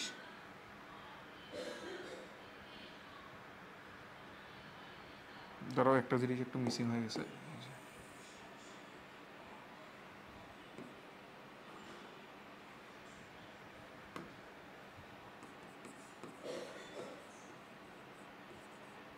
গুণাঙ্ক ইকুয়াল টু কত, পীড়ন বাই বিকৃতি। তাহলে আমি পীড়ন আহামরি প্রয়োগ করতেছি ইচ্ছা মতো, কি কই যে ছিল, আচ্ছা পীড়ন প্রয়োগ করছে ইচ্ছা মতো কিন্তু বিকৃতি নাই, তাহলে তার গুণাঙ্ক কত হবে, ইনফাইনাইট। পীড়ন প্রয়োগ করছি বেশি, পীড়ন প্রয়োগ করছি মডারেট, বিকৃতি হয়েছে খুব অল্প, তাহলে তার ইয়ং গুণাঙ্ক বেড়ে যাবে না। তার মানে কি, ইয়ং গুণাঙ্ক যার বেশি তার স্থিতিস্থাপকতা বেশি, আর ইয়ং গুণাঙ্ক যার বেশি সে যেহেতু স্থিতিস্থাপক বেশি, তার মানে ইয়ং গুণাঙ্কটাকে বলা যায় যে সে পরিবর্তন হতে না দেওয়ার একটা প্রবণতা। তেমন আমরা কি জানি, সংনম্যতা মানে কি, সংকোচন হইতে দেওয়ার প্রবণতা। তাহলে অসংনম্যতা কি, সংকোচন হইতে না দেওয়ার প্রবণতা। আমরা ওয়াইকে বলছি দৈর্ঘ্য বৃদ্ধি না হইতে দেওয়ার প্রবণতা, কারণ যার ইয়ং গুণাঙ্ক বেশি তার বিকৃতি কম। একই পরিমাণ পীড়ন প্রয়োগে যার ইয়ং এর গুণাঙ্ক বেশি হবে তার বিকৃতি কম হবে। তার মানে ওয়াইটা ইনডিরেক্টলি আমাকে নির্দেশ করতেছে, এই তুই বড় হইস না, তুই ছোট হইস না, মানে না হওয়াটাকে। এই জন্যই বাল্কের গুণাঙ্কের ক্ষেত্রেও এইখানে যে ধ্রুবকটা আসে সেই ধ্রুবকটা হচ্ছে অসংনম্যতা, মানে সংকোচন হইতে না দেওয়ার প্রবণতা প্রকাশক। এই জন্য সংনম্যতা বললে সেটা হয়ে যাবে তার রেসিপ্রোকাল বা ব্যস্তানুপাতিক একটা রাশি। আশা করি ক্লিয়ার। এখন এই পর্যন্ত বুঝে গেলে আমাদের আসলে আর কোনো অঙ্কই আটকাবে না। ওকে,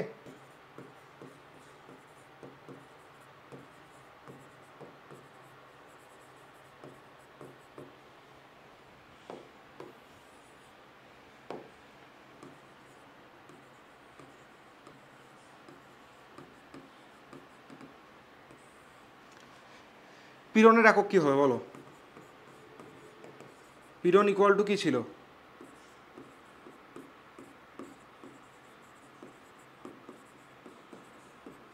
বল ভাগ ক্ষেত্রফল, তাই না? তাহলে বল ভাগ ক্ষেত্রফল হইলে বলের একক কি, নিউটন,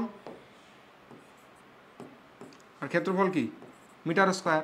তো এইটার একক হচ্ছে নিউটন পার মিটার স্কোয়ার, বা এটাকে বলা যায় প্যাসকেল, তাই না? তাহলে মাত্রা কত হবে, মাত্রাটা হবে নিউটনের জন্য আসবে কেজি। আচ্ছা দেখো, নিউটনের জন্য এককটা আগে বের করে নাও, kg meter per second square meter inverse 2। তাহলে এখান থেকে কি আসে, kg meter inverse 1, meter inverse 1 second inverse 2। তাহলে এখান থেকে মাত্রাটাকে বলা যায় হচ্ছে M L inverse 1 T inverse 2, অর্থাৎ চাপের, চাপ ও পীড়নের একক ও মাত্রা সেম। আবার আরেকটা টুইস্ট হচ্ছে,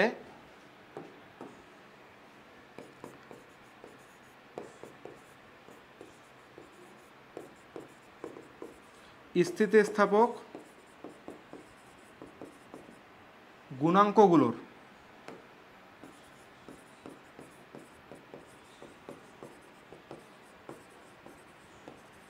একক ও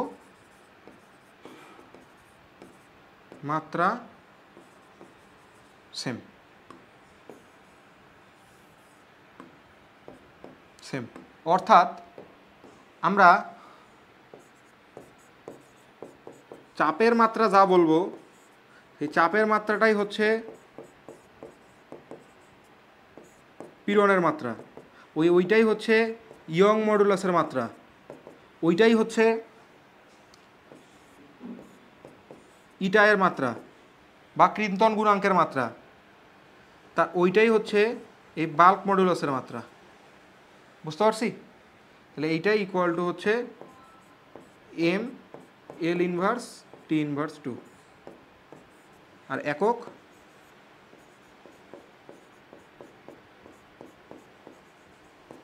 নিউটন পার মিটার স্কোয়ার বা প্যাসকেল। ওকে, এবার বিকৃতির ক্ষেত্রে আসো, এটা কেন হইলো সেটাও এখান থেকে উত্তর আসবে। বিকৃতি কি? এল বাই এল, তাহলে এল এর একক কি? মিটার, কারণ ওইটা কি দুইটা রাশির বিয়োগফল, দুইটা দৈর্ঘ্যের বিয়োগফলের মাত্রা কি হয়? মিটারই হয়। একক কি হয়? সরি, দুইটা সেম রাশির বিয়োগ করলে এককটা ওই দুইটা রাশির যা তাই থাকে না। যেমন 5 কেজি চাল থেকে 2 কেজি চাল বিয়োগ দিব, কয় কেজি চাল অবশিষ্ট থাকে? 3 কেজি চাল। 5 কেজি থেকে 2 কেজি বাদ দিলে 3 কেজি চাল অবশিষ্ট থাকবে না? কেজি থাকবে তো নাকি? যদি জিরো হয় তাও তো কেজিই হবে। তার মানে বিয়োগ করলে কিন্তু মাত্রা বা এককের কোনো পরিবর্তন হয় না। তাহলে এল এর একক কি? এল এর একক হচ্ছে মিটার। তাহলে বিকৃতি হচ্ছে মাত্রা বা এককবিহীন। আর বিকৃতি একক বা মাত্রাবিহীন হওয়ার কারণেই এই যে দেখো F by A equal to এই যে মনে করো Y into L by L. তাহলে যেহেতু এই জিনিসটার কোনো মাত্রা নাই, দ্যাটস ওয়াই এই এফ বাই এ এর যেটা মাত্রা হবে ওই সেম মাত্রা ওয়াই এরও হবে, এটার যেহেতু কোনো মাত্রা নাই। বুঝতে পারছি আমরা?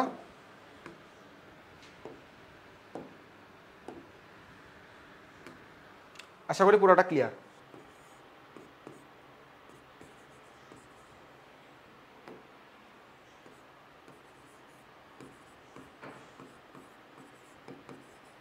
এটাকে বলা হয়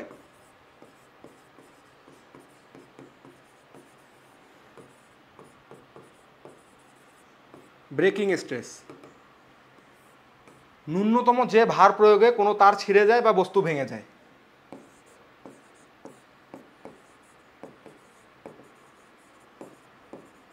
ন্যূনতম যে ভার প্রয়োগে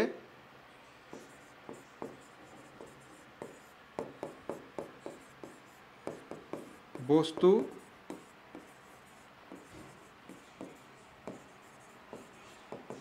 ছিঁড়ে বা ভেঙে যায়। ঠিক আছে, যেমন একটা আমরা তার নিছি, তারের মধ্যে খুব জোরে একটা টান দিলাম, তারটা ছিঁড়ে যাবে।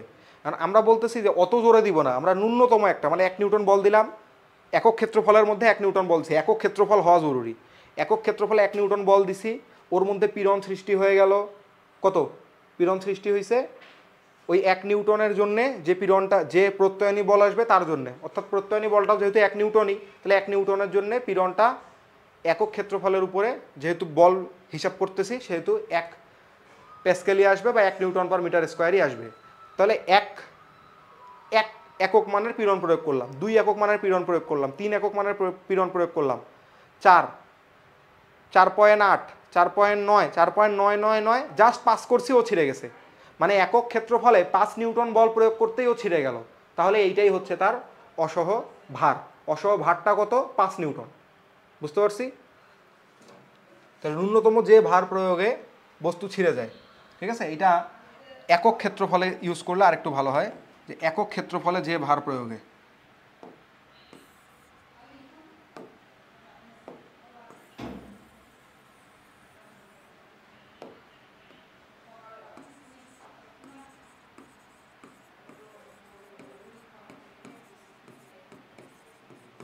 একক ক্ষেত্রফলে ন্যূনতম যে ভার প্রয়োগে কোনো বস্তু ছিঁড়ে যায়, তার মানে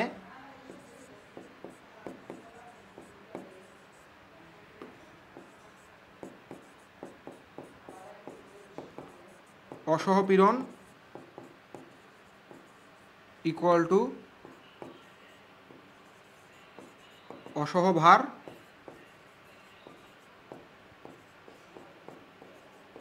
বা ক্ষেত্রফল। তাহলে এটা কিসের উপর নির্ভর করে? নির্ভর করে কেবল তার উপাদানের উপর, প্রস্তুচ্ছেদের আকৃতির উপর, হ্যান ত্যান এগুলো কোনো কিছুর উপরে নির্ভর করে না। যেমন একটা উপাদান, ওই উপাদানের তৈরি ধরো স্টিলের কথা বলি, স্টিলকে তুমি যত মোটা বা যত লম্বা তারই বানাও না কেন, ওর একটা নির্দিষ্ট অসহ ভারের মান থাকবে বা অসহ পীড়নের মান থাকবে। ওকে, তাহলে এটা কেবল নির্ভর করে তার উপাদানের উপর। তারের প্রস্থচ্ছেদের ক্ষেত্রফল এত, অসহ ভর এত। আচ্ছা, অসহ ভর যদি হয় তাহলে অসহ ভারটা কত সেটা বের করা যাবে। তাহলে অসহ পীড়ন কত,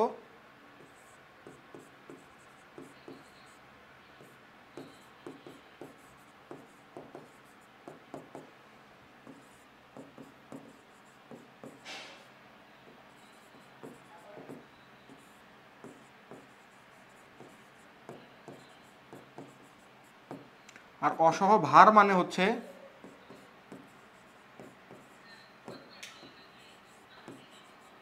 অসহ ভার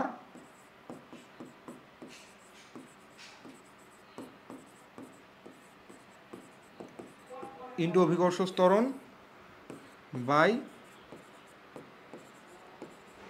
ক্ষেত্রফল। তাহলে অসহ ভরটা কত, 40 কেজি, অভিকর্ষ ত্বরণ কত, 9.8, আর ক্ষেত্রফলটা কত, 1 মিলিমিটার স্কোয়ার, তার মানে 1 ইন্টু 10⁻6। ঠিক আছে, তাহলে এটা আমাকে ক্যালকুলেটরে সলভ করতে হবে। ক্যালকুলেটর কী ধারায়, ক্যালকুলেটর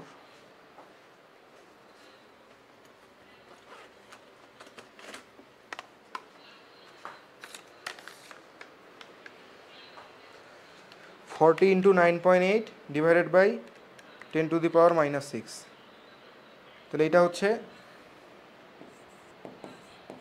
3.92 ইন্টু 10⁸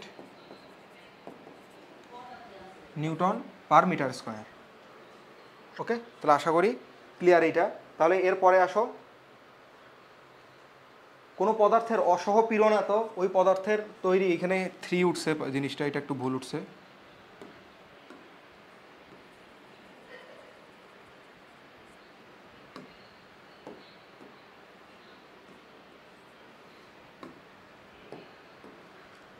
একটি তারের প্রস্থচ্ছেদের ক্ষেত্রফল সর্বনিম্ন কত ভর ঝুলালে তারটি ছিঁড়ে যাবে। তাহলে ছিঁড়ে যাবে কখন, যখন আমার প্রযুক্ত পীড়ন বা পীড়ন তো আর প্রযুক্ত হয় না, পীড়ন তো উদ্ভূত হয়। ঠিক আছে, তাহলে পীড়ন গ্রেটার দেন ইকুয়াল টু হচ্ছে অসহপীড়ন। আর অসহপীড়ন মানে কি, পীড়ন মানে কি আমার যেটা ভার, তাই না, আমার mg/a greater than equal to অসহপীড়নটা কত দেওয়া, 4.9 ইন্টু 10⁸। তার মানে এমটা কত হবে, greater than equal to 4.9 into 10⁸ into A divided by G. 4.9 into 10⁸ into A এর মান কত, 1 মিলিমিটার স্কোয়ার, তার মানে 1 ইন্টু 10⁻6 বাই 9.8। তাহলে এটা কত আসতেছে, 10⁸ আর 10⁻⁻6 গেলে 10 স্কোয়ার, 10 স্কোয়ার মানে এটা আসবে 50 কেজি। তোমরা ক্যালকুলেটারে করে নিবা, আমার হাতে আছে যদিও, তাও আমি ট্রাই করলাম, দেখি মুখে মুখে। কোনো তারকে কেটে সমান 2 টুকরা করা হলো, তাহলে কাটলে কিছুই হয় না,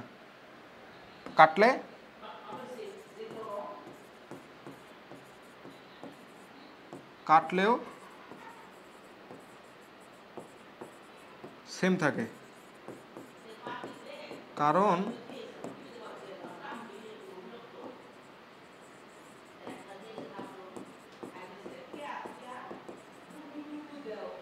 অসহ ভার বা পীড়ন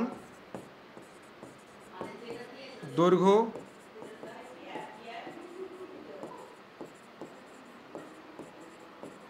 প্রস্থচ্ছেদের ক্ষেত্রফল বা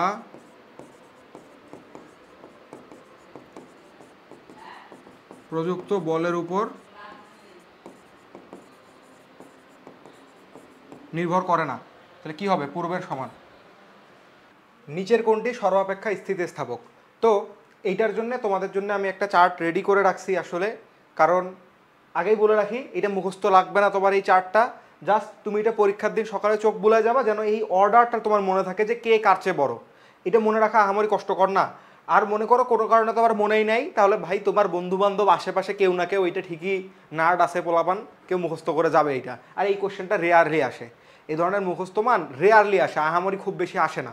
তারপরেও চারটা লিখে রাখছি, তোমরা জাস্ট কে কার চেয়ে বড় এটা মনে রাখবা। যেমন ইস্পাত, ইস্পাত, লোহা, নিকেল, এই তিনটার হচ্ছে সবচেয়ে বড় 20 × 10⁻10। তারপরে হচ্ছে আমাদের তামা, তামা হচ্ছে 12.6 × 10⁻10, নিয়ারলি 13। তারপরে তামার পরে হচ্ছে অ্যালুমিনিয়াম, পিতল, এইগুলো আছে, তার থেকে কম কাঁচ। নিচ থেকে দেখো রাবার, তারপরে কাঠ, তারপরে সীসা, তারপরে কাঁচ, তারপরে হচ্ছে অ্যালুমিনিয়াম, তারপরে পিতল, তারপরে তামা, তারপরে ইস্পাত। ওকে, আয়তন গুণাঙ্কের বিপরীত রাশি কি বলো? আয়তন গুণাঙ্ক কি ছিল? আয়তন গুণাঙ্ক ছিল অসংনম্যতা, অসংনম্যতা কি দিয়ে প্রকাশ করতাম? কে বা বি দিয়ে, তাই না? আর এটার বিপরীত রাশি ছিল কি? অসংনম্যতার বিপরীত রাশি ছিল সংনম্যতা।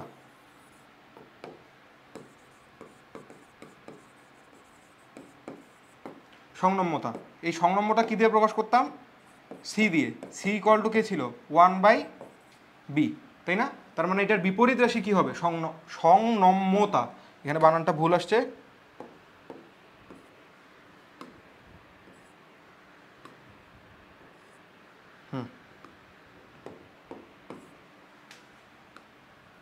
ওকে। আয়তন গুণাঙ্কের বিপরীত রাশি সংনম্যতা। সংনম্যতার একক কি? আসো, অসংনম্যতার একক কি বুঝো?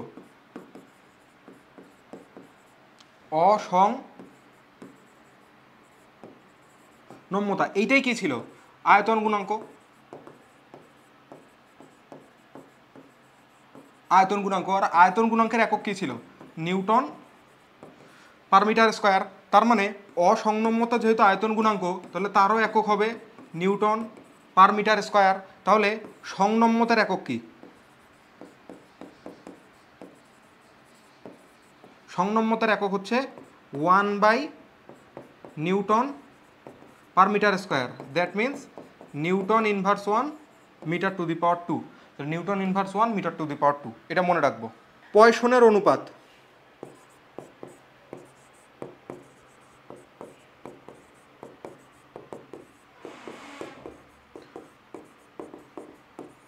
পয়সনের অনুপাত আমরা জানি, যখন তুমি একটা দড়িকে ধরে টান দিবা তখন সে একটু একটু চিকন হয়ে আসে, তাই না? যখন তুমি এই যে এদিক থেকে টান দিলা তখন আমি এই যে চিকন হয়ে আসলাম, বুঝতে পারছো? ইমাজিন করো ব্যাপারটা। এই যে এই হচ্ছে একটা দড়ি মনে করো,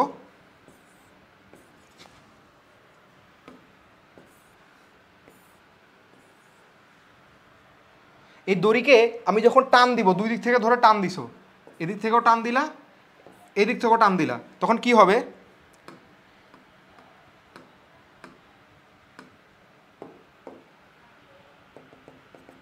এটা ছিল তার আগের অবস্থা।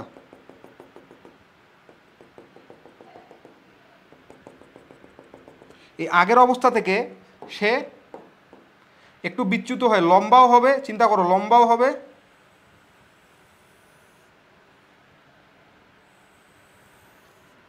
আবার তার পাশের দিক থেকে একটু চেপেও আসবে, লম্বাও হবে, পাশের দিক থেকে চেপেও আসবে। অর্থাৎ তার এই দুই দিকে বৃদ্ধি হবে ডেল এল, আর উপরের দিক থেকে হ্রাস পেয়ে আসবে, এই দিক থেকে চেপে আসবে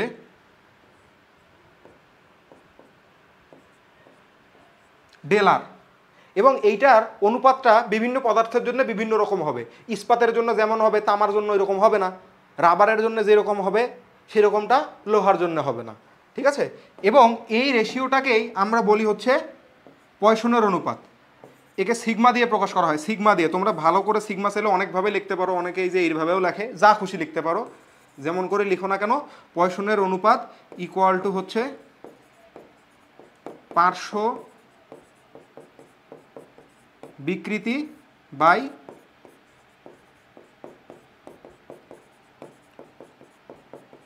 দৈর্ঘ্য বিকৃতি। এখন অনেকে একটা মাইনাস চিহ্ন ইউজ করে, ঠিক আছে? এইটা ইউজ করে মাইনাস ডেল আর, অথবা আমি বলতেছি ডেল আর না বলে, আচ্ছা ডেল আরই বলি, যাও, del R by R divided by del L by L. এখন এই মাইনাসটা ইউজ করার রিজন কি?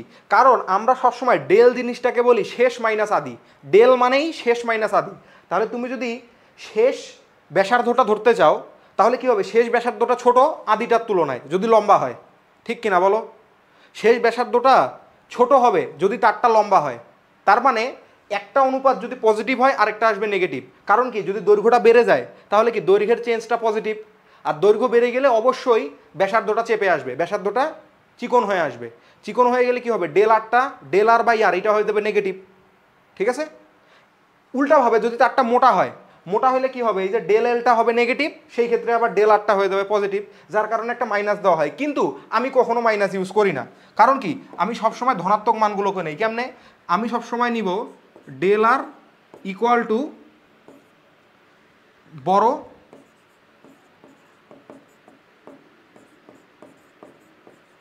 ব্যাস মাইনাস ছোট ব্যাস, আর ডেল এল নিব বড় দৈর্ঘ্য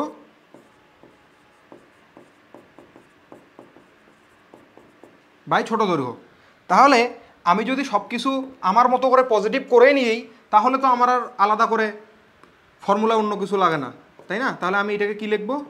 সরাসরি del R by R divided by del L by L. আমি ইউজ করবো এইটা।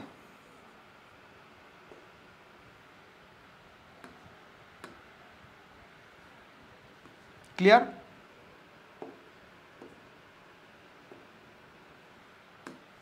আশা করি সবাই ক্লিয়ার। এটা হচ্ছে বুকিশ।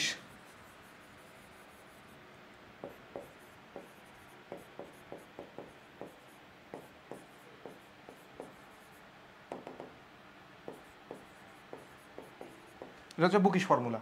ওকে, ওহো উত্তরিত করি নাই। আর পয়সনের অনুপাত আর এইটা হচ্ছে একটা কনস্ট্যান্ট মান থাকে, মানে দৈর্ঘ্যটা যেই হারে বাড়ে একই হারে প্রস্থটা হ্রাস পাবে, অথবা প্রস্থতা যদি বেড়ে যায় তাহলে দৈর্ঘ্যটা ওই হারে হ্রাস পাবে। অর্থাৎ এদের অনুপাতটা হয় মূলবিন্দুগামী একটা সরল রেখা, ঠিক আছে? এখানে একটু কোথাও বা মিস্টেক আসছে, পার্শ্ব বিকৃতি ওয়াই, এখানে ভি আসছে, এটা ওয়াই হবে। তাহলে ওয়াই আর এক্সের অনুপাত সেম থাকে, ঠিক আছে? গেল। এইবার এইটার একটা নির্দিষ্ট রেঞ্জ আছে, ঠিক আছে?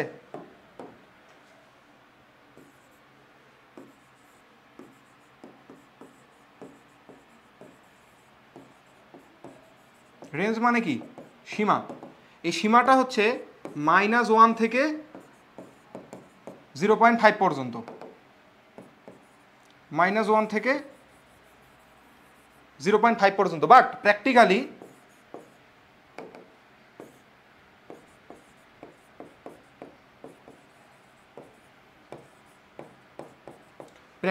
এটা 0 থেকে 0.5 মধ্যেই হয়, যদি আমি পজিটিভ জিনিসগুলো চিন্তা করি, ঠিক আছে? তাহলে উত্তর কি? -1 থেকে 0.5, এটাই মনে রাখবো আমরা। ওকে, সেটা হচ্ছে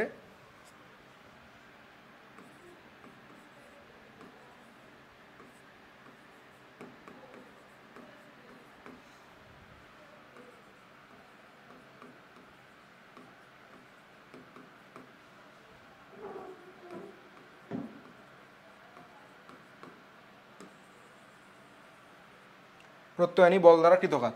তো প্রত্যয়নী বলটা কিন্তু একটা পরিবর্তনশীল বল, হ্যাঁ, এটা বুঝতে হবে। এই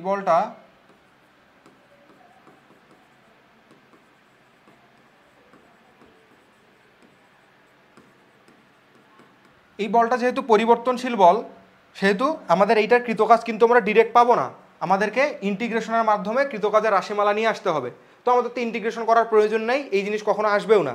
তো আমরা শুধু ইকুয়েশনগুলো দেখি যে দৈর্ঘ্যের ক্ষেত্রে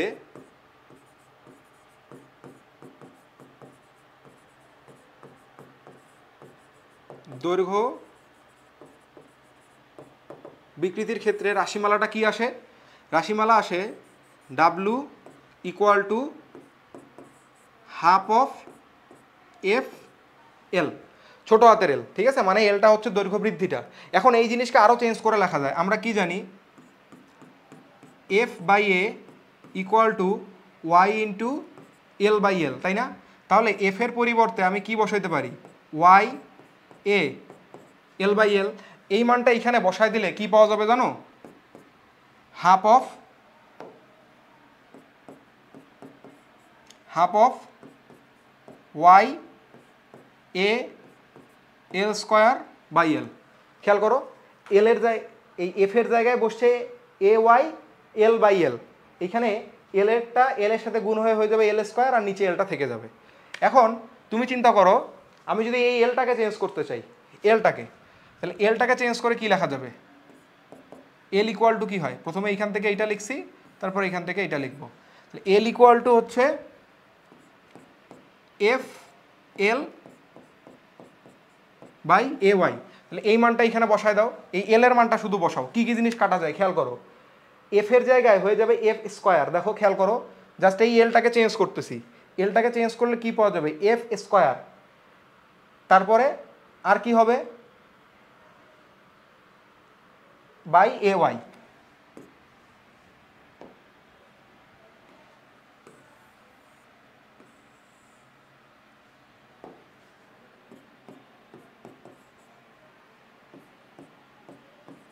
F square L by A Y, কিছুই করি নাই, শুধু দেখো এই এলটাকে চেঞ্জ করতেছি, এলটাকে চেঞ্জ করে লিখতেছি এফ এল, এফটাই এফ এর সাথে গুণ হয়ে কি হয়ে যাবে, এফ স্কোয়ার ইন্টু এল, আর নিচের এ ওয়াইটা নর্মালি বসেই গেল। ওকে,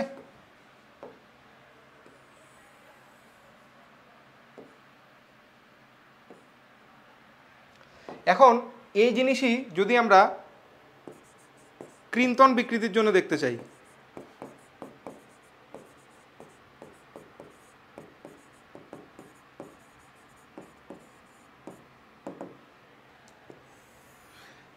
এইটার জন্য রাশিমালাটা কেমন হবে সিম্পলি চিন্তা করো, আমরা এখানে ইকুয়েশন কি লিখি, F by A equal to eta into X by A. এবার চিন্তা করো সিম্পলি, দেখো আমাদের ডায়াগ্রামটা কেমন হয়, আমরা এই বাহুটাকে বলি এ, তাই না? আর এই বাহু থেকে এই দিকে যতটা সরে যায় সেটাকে বলি হচ্ছে এক্স,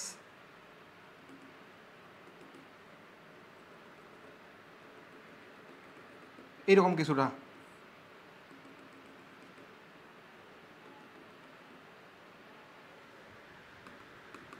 ভিতরটা দেখার দরকার নাই।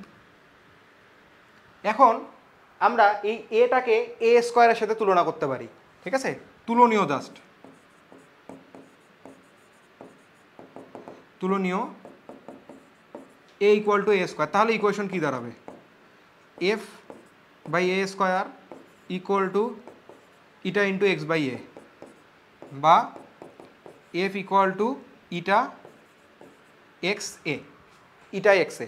তাহলে এইখানে ওই এফ এলটা বসায় দাও তো, W equal to half, F এর মান কত, ইটা, প্রথমত এফ এক্স তো হবেই, এফ এক্স তো হবেই, তারপরে হাফ আসবে ইটা এ এক্স স্কোয়ার,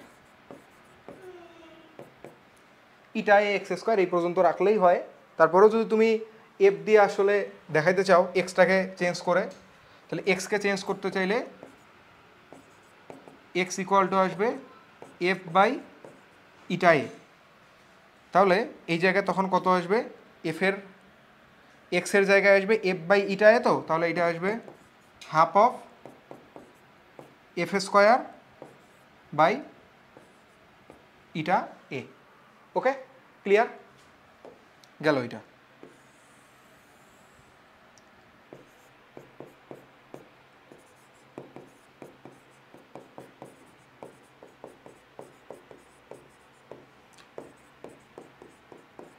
আয়তন বিকৃতির জন্য কৃতকাজ, এটা হচ্ছে W equal to half of bulk modulus by V into V square. এটুকু মনে রাখলেই হবে, বাকি সব চেঞ্জগুলো তোমরা এখান থেকে বের করে নিয়েই লিখতে পারবা। ওকে, এইবার আরেকটা টার্ম আছে শক্তি ঘনত্ব।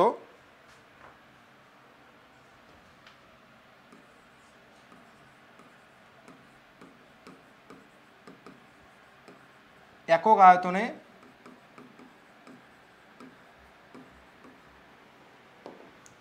সঞ্চিত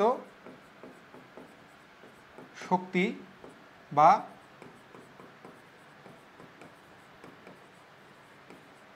শক্তি ঘনত্ব। তো এই শক্তি ঘনত্বটা কি নির্দেশ করে? আমরা ডাব্লু যেটা বের করছি সেই ডাব্লু বাই ভি, ঠিক আছে? তাহলে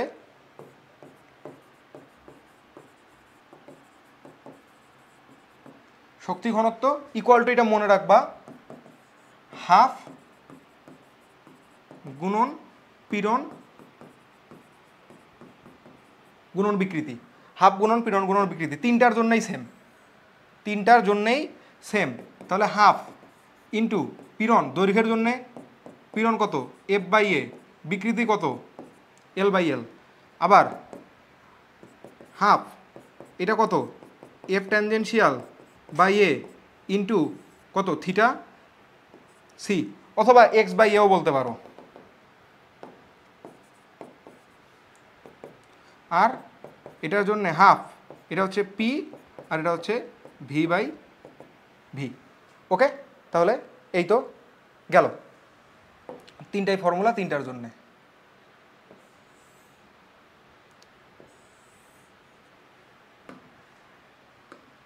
এখন শুধু আসো সমাধান করি। তাহলে দেখো, পীড়ন বনাম লেখচিত্রের ক্ষেত্রফল, তাহলে ক্ষেত্রফলটা এখানে কি নির্দেশ করবে? এই ত্রিভুজের ক্ষেত্রফলটা বলো তো? হাফ গুণন পীড়ন গুণন বিকৃতি। তাহলে হাফ গুণন পীড়ন গুণন বিকৃতি কি নির্দেশ করে? একক আয়তনে সঞ্চিত বিভব শক্তি।